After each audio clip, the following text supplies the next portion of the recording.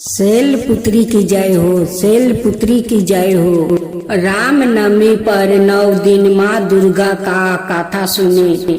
माँ दुर्गा अपने पहले स्वरूप में शैलपुत्री के नाम से जानी जाती है। पर्वत राज हिमालय के वहाँ पुत्री के रूप में उत्पन्न होने के कारण इनका नाम शैलपुत्री नाम पड़ा।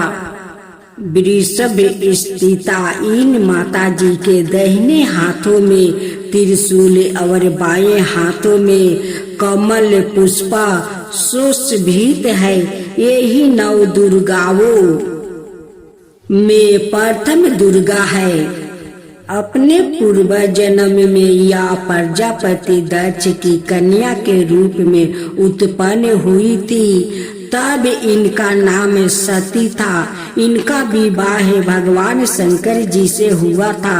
एक बार प्रजापति दक्ष ने एक बहुत बड़ा यज्ञ किया। इसमें उन्होंने सारे देवताओं को अपना अपना यज्ञ भाग प्राप्त करने के लिए निमंत्रित किया, किंतु शंकर जी को उन्होंने इस यज्ञ में निमंत्रित नहीं किया। सती ने जब सुना कि हमारे पिता का एक अत्यंत विशाल यज्ञ का अनुष्ठान कर रहे हैं, तब वहां जाने के लिए उनका मन व्याकुल हो उठा। अपनी यह इच्छा उन्होंने शंकर जी को बताई। सारी बातों पर विचार करने के बाद उन्होंने कहा, प्रजापति दक्ष किसी कारणवश हमसे रूठे हैं। अपने यज्ञ में उन्होंने सारे देवताओं को निमंत्रित किया है। उनके यज्ञ भाग भी उन्होंने संपीड़ित किया है, किंतु हमें जानबूझकर नहीं बुलाया है, कोई सूचना तक नहीं भेजा है। ऐसी स्थिति में तुम्हारा वहां जाना किसी प्रकार भी अच्छा नहीं होगा। शंकर जी के इस उपदेश से सती का प्रबोध नहीं हुआ। पिताजी का यज्ञ देखने का वहां जाकर माता और बहनों से मिलने की उनकी व्याग्रता किसी प्रकार भी काम ना हो सकी। उनका प्रबल आग्रह देख कर भगवान शंकर जी ने उन्हें वहां जाने की अनुमति दे दिया।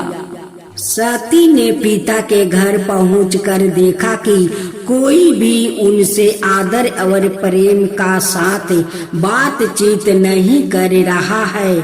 सारे लोग मुंह फेरे हुए हैं। केवल उनकी माता ने स्नेह उन्हें गले लगाया। बहनों की बातों में ईर्ष्या और उपहास के भाव भरे हुए थे। परिजनों के इस व्यवहार से उनके मन को बहुत दुख पहुंचा। उन्होंने यह भी देखा कि वहां चतुर्दिक भगवान शंकर जी के प्रति तिरस्कार भाव भरा हुआ है। दक्ष ने उनके प्रति कुछ अपमानजनक वचन भी कहे। हृदय से क्रोध भर उठा। उन्होंने सोचा, भगवान शंकर जी का बात ना माने यहाँ आकर मैंने बहुत बड़ी गलती की है। वो अपने पति भगवान शंकर का इस अपमान को सहन ना कर सकी। उन्होंने अपने उस रूप को तत्क्षण योग अग्नि द्वार जल कर भस्म हो गई। प्रजापात के समान इस दारुण दुखद घटना को सुनकर शंकर जी ने क्रोध होकर अपने गणों को भेजकर दक्ष के उस यज्ञ का पूर्णतः विध्वंस करवा दिया।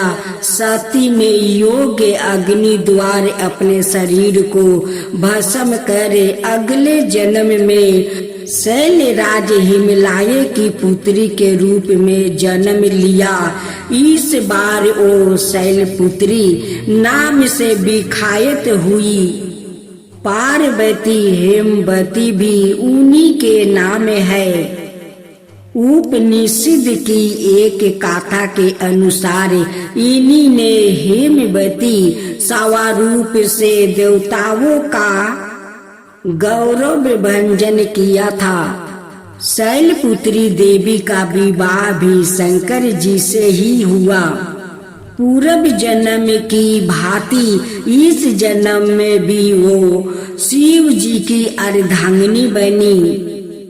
9 दुर्गाओं में प्रथम शैलपुत्री दुर्गा का महताब और शक्तियाँ अनंत है।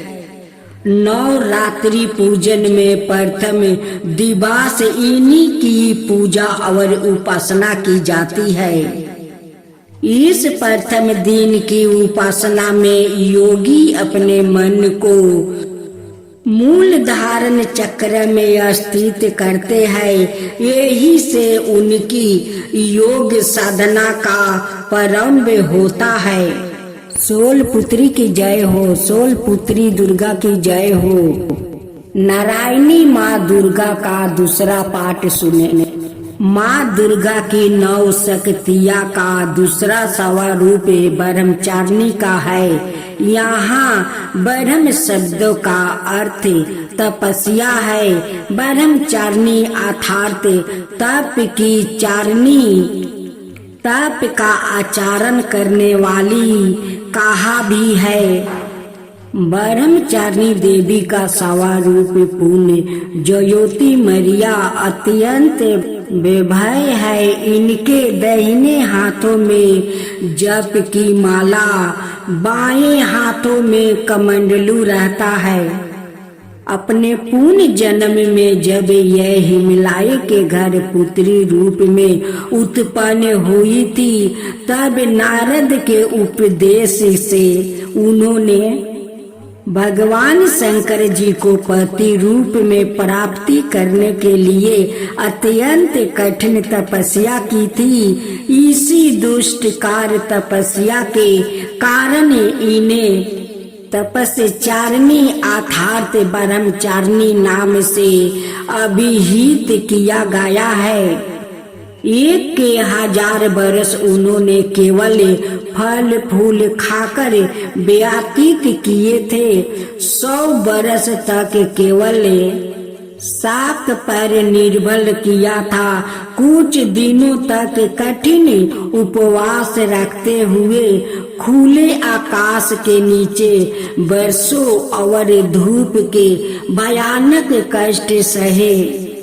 तपस्या के पश्चात 3000 वर्षों तक केवल जमीन पर टूट कर गिरे हुए बेल पत्रों को खाकर वहाँ आहानिश भगवान शंकर की आराधना करती रही। इसके बाद उन्होंने सूखे बेल पत्रों को भी खाना छोड़ दिया। कई हजारों वर्षों तक वो निर्जल और निराहार तपस्या करती रही।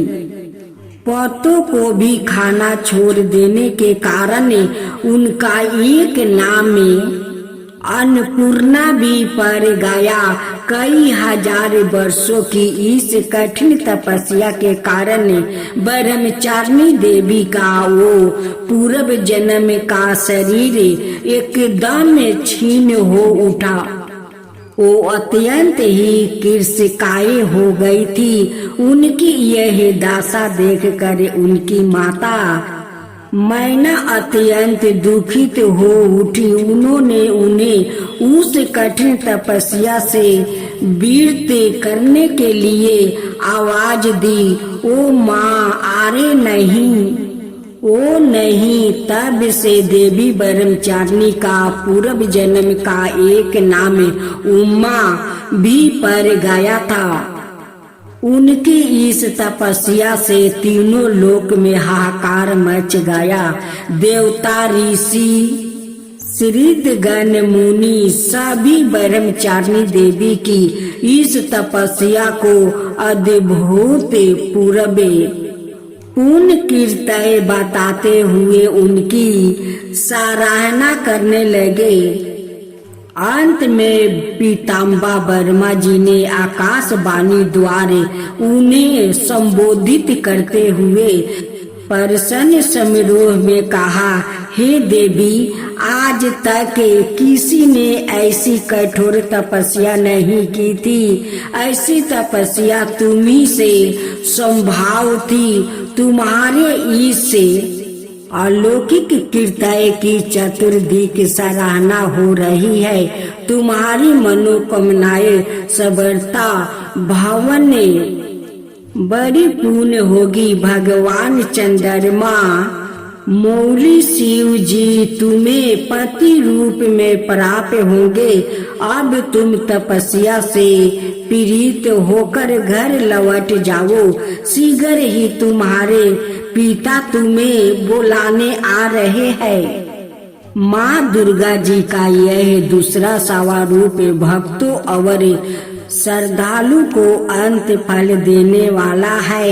इनकी उपासना से मनुष्य तप, त्याग, वैराग्य, सदाचार, संयम की वृद्धि होती है। जीवन के कठिन संघर्ष में भी उसका मन कर्तव्य पथ से विचलित नहीं होता है। माँ ब्रह्मचारिणी देवी की कृपा से उसे शस्त्र सिद्धि और विजय की प्राप्ति होती है। दुर्गा पूजा के दूसरे दिन इन्हीं के स्वरूप की उपासना की जाती है। इस दिन साधक का मन अनुष्ठान चक्र में स्थिति होता है। इस चक्र में अवस्थित मन वाला योगी उनकी कृपा और भक्ति प्राप्त करता है। माँ दुर्गा नारायणी की जय हो। माँ दुर्गा नारायणी की जय हो।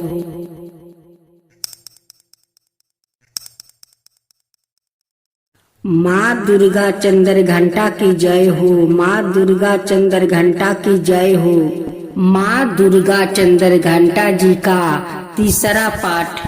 माँ दुर्गा जी की तीसरी शक्तियाँ का नाम चंद्र घंटा है। नवरात्रि उपासना में तीसरे दिन इन्हीं के विग्रह का पूजन आराधना किया जाता है। इनकी यह स्वरूप परम शांतिदायक और कल्याणकारी है। इनके मस्तक में घंटे के आकार का अर्धचंद्र है। इसी कारण से इन्हें चंद्र घंटा देवी कहा जाता है। इनके शरीर का रंग सौरन के समान चमकीला है। इनके 10 हाथ है।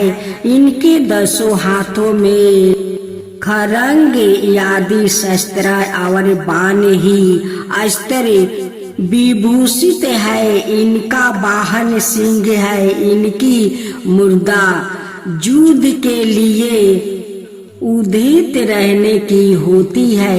इनके घंटे की भयानक चंड धावानी से अत्याचारी दानव दैत्य राक्षस सदाए भयभीत रहते हैं। नवरात्रि की दुर्गा उपासना में तीसरे दिन की पूजा का अत्यधिक महत्व है।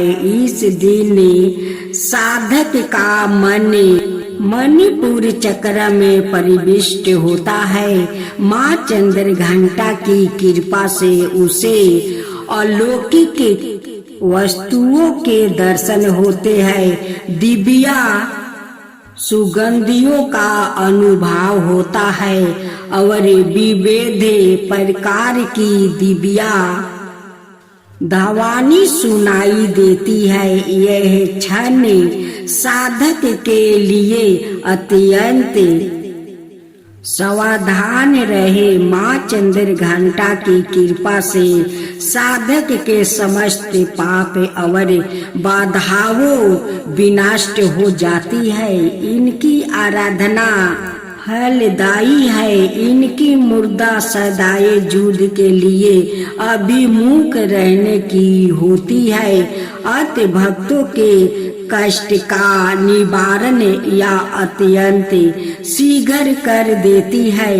इनका वाहन सिंह है और इनका उपासका सिंह की तरह है। पराक्रमी और निर्भय हो जाता है। इनके घंटे की धावानी सदा अपने भक्तों की प्रेम बाधादि से रक्षा करती रहती है। इनका ध्यान करते ही शरणागत की रक्षा के लिए इस घंटे की धावानी निनादित हो जाती है। दुष्टों का दमन और विनाश करने में सदाए तत्पर रहने के बाद भी इनका स्वरूप दर्शक और आराधक के लिए अत्यंत सौम्यता और शांति से परिपूर्ण रहता है। इनकी आराधना से प्राप्त होने वाला एक बहुत बड़ा सद्गुण यह भी है कि साधक में वीरता निर्भरता के साथ ही सौम्यता और विनम्रता का भी विकास होता है। इसके मुख्य नेत्र और संपूर्ण काया में कांति गुण की वृद्धि होती है। स्वर में दिव्या अलौकिक मधुर का समान वेश हो जाता है। माँ चंद्र घंटा के भक्त और उपासका जहाँ भी जाते हैं लोग उन्हें देखकर शांति और सुख का अनुभव करते हैं। ऐसे साधक का शरीर दिव्या प्रकाश युक्त परमाणुओं का अदृश्य विकारण होता रहता है। यह दिव्या कीड़ा साधारण चक्षुओं से दिखलाई नहीं देती है, किंतु साधक और उसके संपर्क में आने वाले लोग इसे बात का अनुभव भली भांति करते रहते हैं। हमें चाहिए कि अपने मन वचन कर्म और काया को विहित विधि विधान के अनुसार तुरंत परिशुद्ध करे और पवित्र करके माँ चंद्र घंटा का शरणागत होकर उनकी उपासना आराधना में तत्पर हो जाए।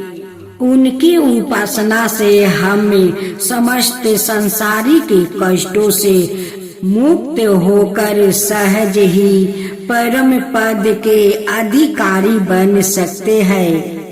हमें निरंतर उनके पवित्र विग्रह को ध्यान में रखते हुए साधना की और अक्सर होने का प्रयत्न करना चाहिए। उनका ध्यान हमारे इहलोक और परलोक दोनों को लिए परम कल्याणकारी और सर्द गीत को देने वाला है। कुसमांडा माता की जय हो। कुसमांडा माता की जय हो। माँ दुर्गा जी का चौथे स्वरूप का नाम कुसमांडा है।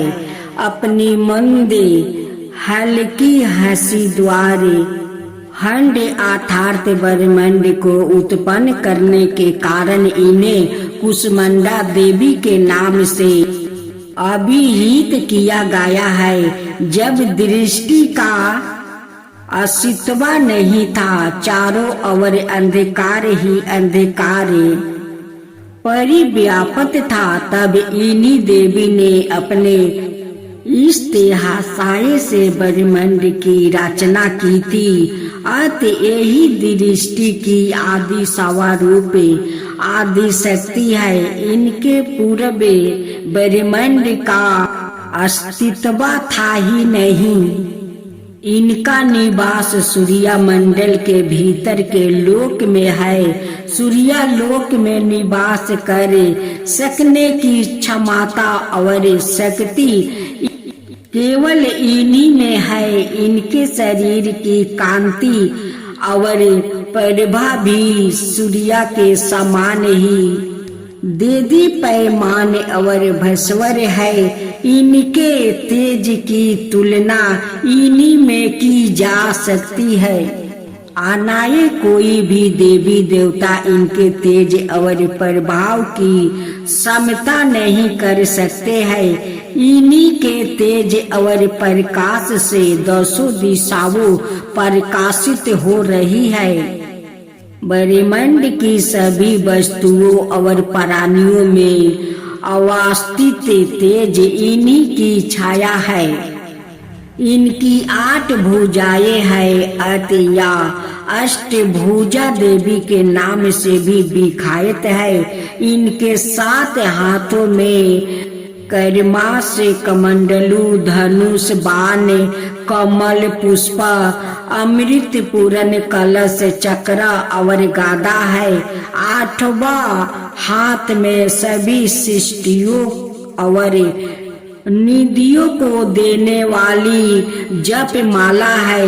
इनका वाहन सिंह है। संस्कृत भाषा में कुसमंड कुमरे को कहते हैं। बलियों में कुमरे की बलि इन्हें सर्वाधिक प्रिया है। इस कारण से भी यह कुसमांडा कही जाती है।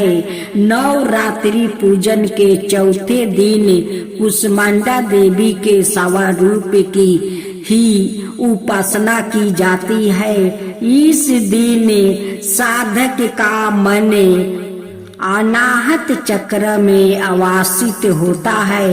अत इस दिन उसे अत्यंत पवित्र और उज्जवल मन से कुसमांडा देवी के स्वरूप को ध्यान में रख कर पूजा उपासना के कार्य में लगना चाहिए। माँ कुसमांडा की उपासना से भक्तों के समस्त रोग शोक विनष्ट हो जाते हैं। इन्हीं की भक्ति से यश बल और आरोग्यों की वृद्धि होती है। माँ कुसमांडा अत्यल्प सेवा और भक्ति से भी प्रसन्न होने वाली है।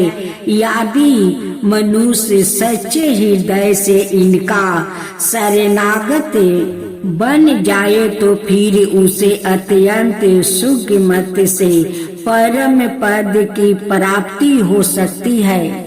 हमें चाहिए कि हम शास्त्रों पुराणों में परिणीत विधि विधान के अनुसार माँ दुर्गा की उपासना और भक्ति के मार्ग पर अहिर्निश से अक्सर हो। माँ के भक्ति मार्ग पर कुछ ही कदम आगे बढ़ने पर भक्त साधक को उनकी कृपा का सुरक्षा में अनुभव होने लगता है।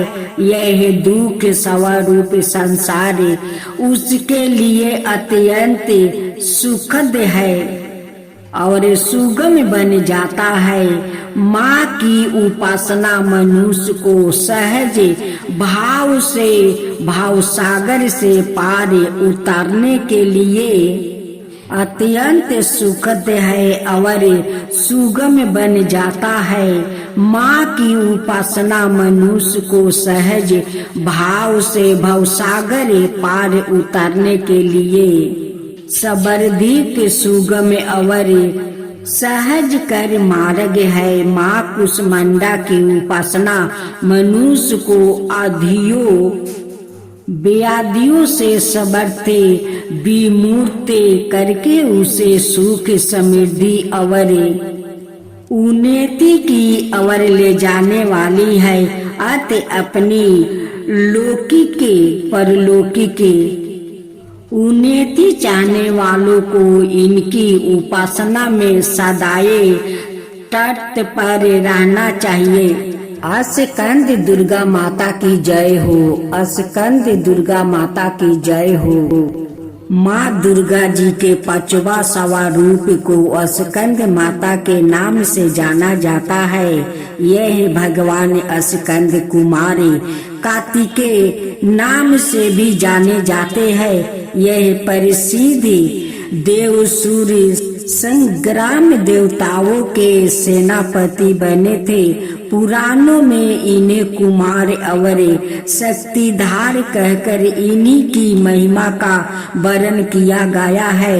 इनका वाहन मौर है और इन्हें मौर वाहन के नाम से भी अभिहित किया गया है। इन्हीं भगवान स्कंद की माता होने के कारण माँ दुर्गा जी के इस पांचवा सवा रूप को स्कंद माता के नाम से जाना जाता है। इनकी उपासना नवरात्रि पूजा के पांचवा दिन की जाती है। इस दिन साधक का मन विशुद्धि चक्र में आवासित होता है। इनके विग्रह में भगवान स्कंद जी बाल रूप में इनकी गोद में बैठे होते हैं। स्कंद मातु सवा रूपनी देवी की 4 भुजाएं है। यह दाहिनी तरफ की ऊपर वाली भुजे से भगवान स्कंद को गोद में बैठे हुए होते हैं। स्कंद मातु सवा रूपनी देवी की 4 भुजाएं है। यह दाहिनी तरफ की ऊपरी वाली भुजा से भगवान स्कंद को गोद में पकड़े हुए है और दाहिनी तरफ की नीचे वाली भुजा जो ऊपरी वाली की और उठी हुए है उसमें कमल पुष्पा है। बाईं तरफ की ऊपरी वाली भुजा बर मुद्रा में और नीचे वाली भुजा जो ऊपरी की और उठी है उसमें भी कमल पुष्पा ली हुई है। इनका वर्ण पुरंत शुभ है। यह कमल के आसन पर विराजमान रहती है। इसी कारण से इन्हें पद्मासन देवी भी कहा जाता है। सिंह भी इनका वाहन है। नवरात्रि पूजन के 5वां दिन का शास्त्रों में पुष्कल महताब बताया गया है। इस चक्र में आवासित मन वाले साधक की समस्त ब्रह्म कीड़ाओं और चित्त विरतों का लोप हो जाता है। वो विशुद्ध चैतन्य स्वरूप की और अगर से हो रहा होता है उसका मन समस्त लौकिक संसारिक मायाविक बंधनों से विमुख होकर पद्मासन माँ स्कंद माता के स्वरूप में पूर्णतः तल्लीन होता है। इस समय साधक को पूर्ण सावधानी के साथ उपासना की और अक्सर होना चाहिए। उससे अपनी समस्त ध्यान वृत्तियों को एकाग्र रखते हुए साधना के पथ पर आगे बढ़ना चाहिए। माँ स्कंद माता की उपासना से भक्त की समस्त इच्छाएं पूर्ण हो जाती है। इस मृत्यु लोक में ही उसे परम शांति और सुख का अनुभव होने लगता है। उसके लिए मोक्ष का द्वार सवा यम में सुलभ हो जाता है। स्कंद माता की उपासना से बाल रूपी स्कंद भगवान की उपासना भी सवाय यम हो जाती है। यह विशेषता केवल इन्हीं को प्राप्त है। अतः साधक को स्कंद माता की उपासना की और विशेष ध्यान देना चाहिए। सूर्य मंडल की अधिष्ठात्री देवी होने के कारण इनका उपवास का अलौकिक तेज एवं कांति से संपन्न हो जाता है। एक अलौकिक प्रभाव मंडल अदृश्य भाव से सदाए उसके चतुर्दिक परिव्याप्त रहता है। यह प्रभाव मंडल प्रतिक्षण उसके योग मोक्ष का निवारण करता है। अतः हमें एकाग्र भाव से मन को पवित्र राख कर माँ की शरण में आने का प्रयत्न करना चाहिए। इस घोर भाव सागर के दुखों से मुक्त पाकर मोक्ष का मार्ग सुलभ बनाने का इसमें उत्तम उपाय दूसरा नहीं है।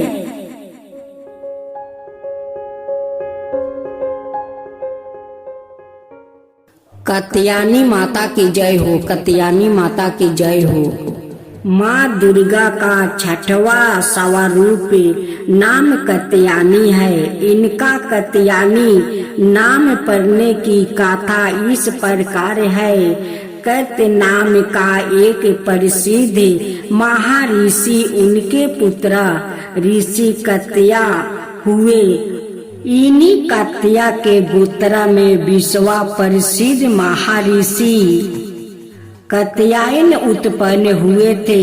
इन्होंने भगवती परम्बा की उपासना करते हुए बहुत वर्षों तक बड़ी कठिन तपस्या की थी। उनकी इच्छा थी कि माँ भगवती उनके घर पुत्री के रूप में जन्म ले। माँ भगवती ने तीन उनकी ही प्रार्थना स्वीकार कर ली थी। कुछ काल पश्चात जब दानव महर्षि सूर्य का अत्याचार पृथ्वी पर बहुत बढ़ गया, तब भगवान ब्रह्मा विष्णु महेश तीनों ने अपने अपने तेज का अंश देकर महर्षि सूर्य के विनाश के लिए एक देवी को उत्पन्न किया। महर्षि कात्यायन ने सर्वप्रथम इनकी पूजा की। इसी कारण से यह कात्यायनी कहलाई। ऐसी भी कथा मिलती है कि यह महर्षि कात्यायन के वहाँ पुत्री रूप में उत्पन्न भी हुई थी। आश्विन कृष्णा चतुर्दशी को जन्म लेकर शुक्ला सप्तमी अष्टमी और नवमी तक 3 दिन इन्होंने कात्यायन ऋषि की पूजा ग्रहण कर दशमी को महिषासुर का वध किया था। माँ कात्यायनी अमोघ फलदायिनी है। भगवान कृष्णा को पति रूप में मानने के लिए ब्रज की गोपियों ने इन्हीं की पूजा कलिनिधि यमुना के तट पर की थी। ब्रज मंडल की आदि षष्ठी तिरी देवी के रूप में प्रतिष्ठित है। इनका स्वरूप अत्यंत ही भाव और दिव्या है। इनका वर्ण सौरन के समान चमकीला और भास्वर है। इनकी 4 भुजाएं है। माता जी का दाहिनी तरफ का ऊपर वाला हाथ में अभय मुद्रा में है और नीचे वाला वर मुद्राए में है। बाईं तरफ के ऊपर वाले हाथों में तलवार और नीचे वाले हाथों में कमल पुष्प सुशोभित है। इनका वाहन सिंह है। दुर्गा पूजा के 6वां दिन इनके स्वरूप की उपासना की जाती है। उस दिन साधक का मन अज्ञा चक्र में स्थित होता है। योग साधना में इस अज्ञा चक्र का अत्यंत महत्वपूर्ण स्थान है। इस चक्र में स्थित मन वाला साधक माँ कात्यायनी के चरणों में अपना सवर से निवेदित कर देता है। परिपूर्ण आत्मदान करने वाले ऐसे भक्त को सहज भाव से माँ कात्यायनी के दर्शन प्राप्त हो जाते हैं। माँ कात्यायनी की भक्ति और उपासना द्वारा मनुष्यों को बड़ी सरलता से अर्थ, धर्म, काम, मोक्ष चारों फलों की प्राप्ति हो जाती है। वो इस लोक में स्थित रहकर भी अलौकिक तेज और प्रभाव से युक्त हो जाता है। इसके रोग, शोक, संताप, भय आदि सर्वथा विनाश हो जाते हैं। जन्म जन्मांतर के पापों को विनाश करने के लिए माँ की उपासना से अधिक सुगम और सरल मार्ग दूसरा नहीं है। इनका उपवास के निरंतर इनके शास्त्र विधि में रहकर परम पद का अति हमें समर्थो भावने माँ के शरणागत होकर उनकी पूजा उपासना के लिए तत्पर होना चाहिए। कालरात्रि माता की जय हो। कालरात्रि माता की जय हो।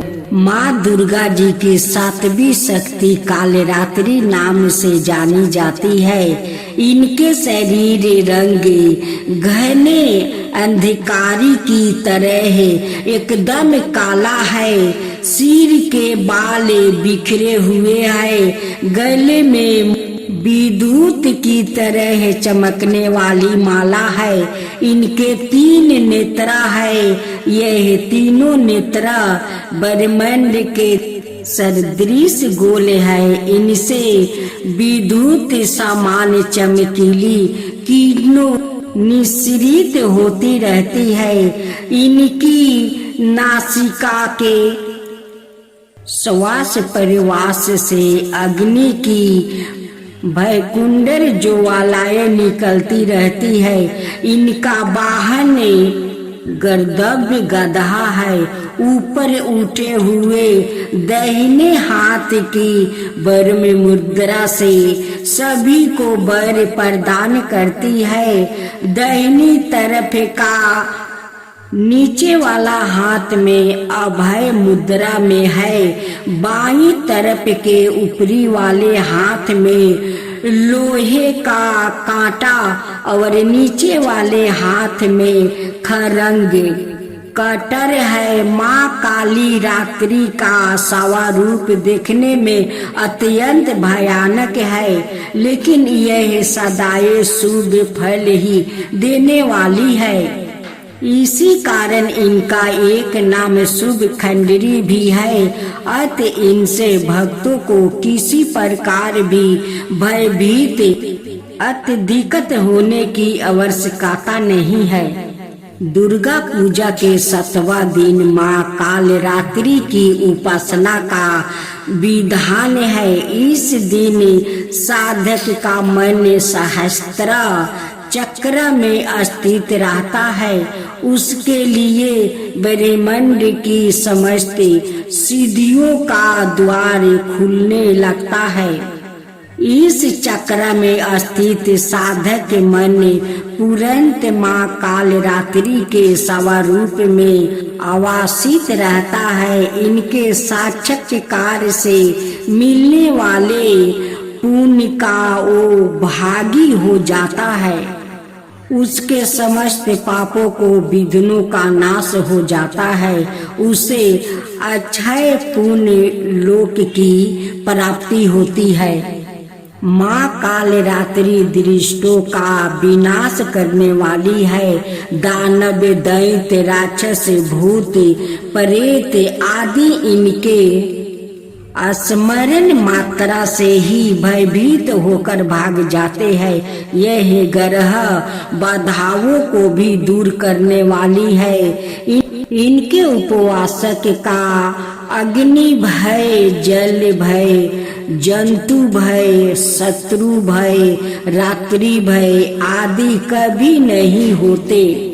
इनकी कृपा से वो सबरता भय मुक्त हो जाता है।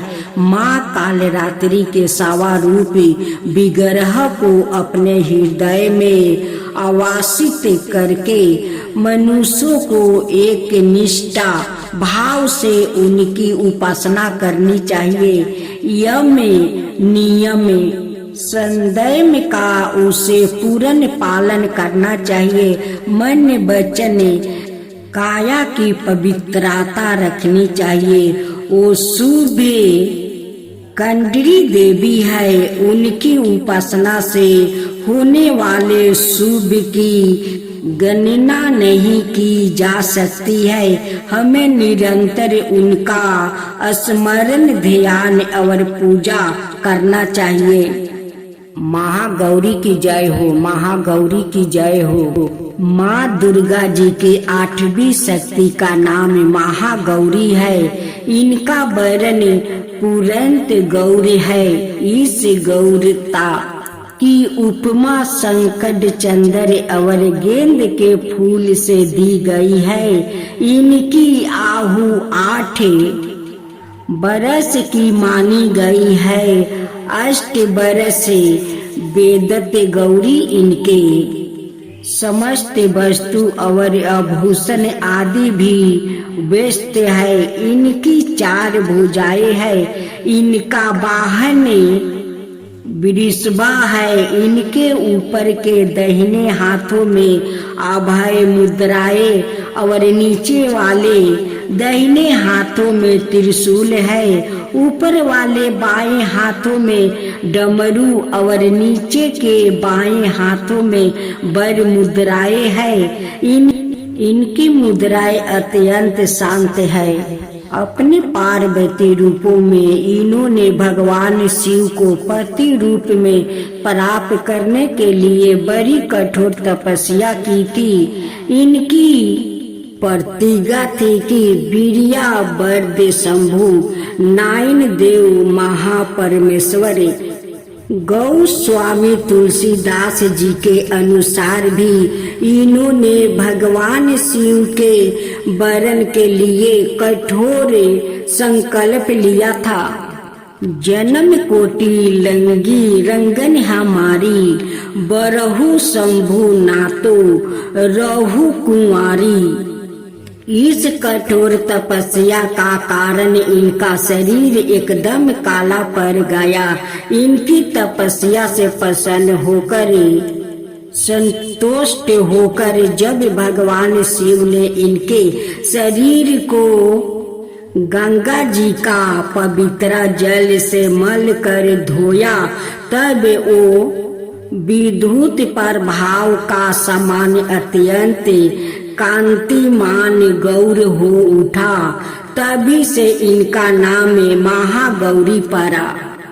दुर्गा पूजा का 8वें दिन महागौरी की उपासना का विधान है। उनकी शक्ति अमोघ और फलदायिनी है। इनकी उपासना से भक्तों के सभी कलमश धुल जाते हैं। उसके पूर्व शांति पाप भी विनष्ट हो जाते हैं। भविष्य में पाप संताप दैन्य दुख उसके पास कभी नहीं आते हैं। वो सभी प्रकार से पवित्र और अक्षय पुण्यों का अधिकारी हो जाता है। महागौरी का ध्यान स्मरण पूजा आराधना भक्तों के लिए समृद्धि कल्याणकारी है। हमें सदैव उनका ध्यान करना चाहिए। इनकी कृपा से अलौकिक सिद्धियों की प्राप्ति होती है। मन को आनंद भाव से एक निष्ठा कर मनुष्य को सदैव इनके ही पादार बिंदुओं का ध्यान करना चाहिए। ये है भक्तों का कष्ट अवश्य ही दूर करती है। इनकी उपासना से अर्थ जनों के असंभाव कार्य भी संभाव हो जाते हैं। अर्थ इनके चरणों की चरण पाने के लिए हमें सबर्धी प्रयत्न करना चाहिए। पुराणों में इनकी महिमा का प्रचुर आख्यान किया गया है। यह मनुष्य की वृत्तियों को सत्य की ओर प्रतीत करके असत्य का विनाश करती है। हमें प्रति भाव से सदैव इनका शरणागत बनाना चाहिए। सिद्धिदात्री माता की जय हो। सिद्धिदात्री माता की जय हो। माँ सिद्धिदात्री भक्तों और साधकों को सभी सिद्धियों प्रदान करने में समर्थ है। देवी पुराण का अनुसार भगवान शिव ने इनकी कृपा से ही इन सिद्धियों को प्राप्त किया था। इनकी अनुकंपा से ही भगवान शिव का आधार शरीर देवी का हुआ था। इसी कारण वो लोक में अर्धनरेश्वर नाम से प्रसिद्ध हुए। माँ सिद्धिदात्री 4 भुजाओं वाला है। इनका वाहन सिंह है। यह कमल पुष्प पर भी आसन होती है। इनकी दाहिनी तरफ के नीचे वाले हाथों में चक्र है, ऊपर वाले हाथ में गादा है और बाईं तरफ के नीचे वाले हाथ में शंख है और ऊपर वाले हाथों में कमल पुष्पा है। नवरात्रि पूजन के 9 दिन इनकी उपासना की जाती है। इस दिन शास्त्रीय विधि विधान और पूर्ण निष्ठा के साथ साधना करने वाले साधकों को सभी सिद्धियों की प्राप्ति हो जाती है। दृष्टि में कुछ भी उसके लिए अगमय नहीं रह जाता है। ब्रह्मांड पर पूर्ण विजय प्राप्त करने की समर्थ उसमें आ जाती है। प्रत्येक मनुष्य का यह कर्तव्य है कि वो माँ सिद्धिदात्री की कृपा प्राप्त करने का निरंतर प्रयास करे। उनकी आराधना की और अक्सर हो। उनकी कृपा से अनंत दुख रूप संसार से निर्लिप्त रह कर सारे दुखों का भोग करता हुआ वो मोक्ष को प्राप्त कर सकता है। 9 दुर्गाओं में माँ सिद्धिदात्री अंतिम है। अन्य 8 दुर्गाओं की पूजा उपासना शास्त्रीय विधि विधान के अनुसार करते हुए भक्त दुर्गा पूजा के 9 दिन उनकी उपासना में प्रवृत्त होते हैं। इन सिद्धिदात्री माँ की उपासना पूर्ण कर लेने के बाद भक्तों और साधकों की लौकिक परलौकिक सभी प्रकार की मनोकामनाओं की पूर्ति हो जाती है। लेकिन सिद्धिदात्री माँ के कृपा पात्रा भक्त भीतर कोई ऐसी कामना शेष बचती ही नहीं जिसे वो पूर्ण करना चाहे। वो सभी संसारी की इच्छाओं आवश्यकताओं और संपूर्ण कार्य से ऊपर उठाकर मानसिक रूप माँ भगवती के दिव्य लोक में विचारण करता हुआ उनके कृपा रस से पीयूष का निरंतर पान करता हुआ विषय भोग शून्य हो जाते हैं। माँ भगवती का परम स्वार्थित ही उसका स्वर्ष हो जाता है। इस परम पद को पाने के बाद इसे अन्य किसी भी वस्तु की आवश्यकता नहीं रह जाती है।